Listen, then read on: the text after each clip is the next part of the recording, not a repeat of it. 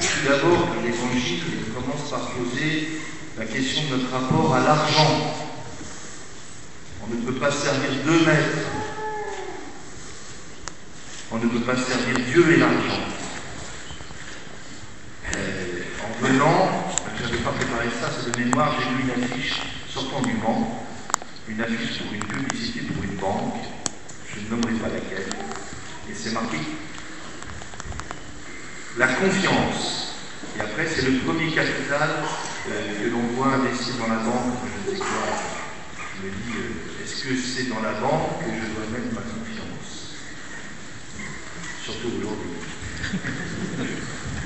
Ceci étant dit, je vous rappelle un propos que j'ai lu chez un bienheureux qui s'appelle le bienheureux Père Brottier, que certains connaissent peut-être, missionnaire spiritain, aumônier militaire pendant la guerre 14-18 et fondateur ou refondateur des orphelins d'Auteuil. Il a passé sa vie à chercher de l'argent. Mais vraiment. Et il dit l'argent est un bon serviteur, un très mauvais maître.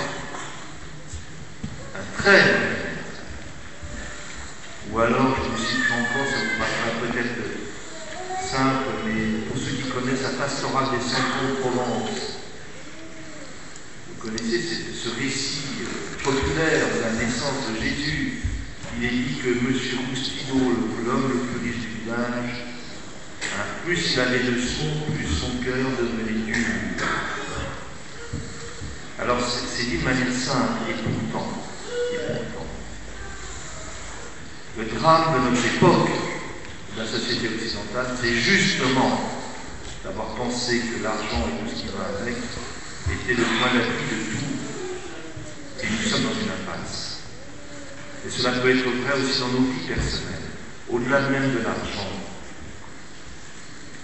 Où est notre assurance?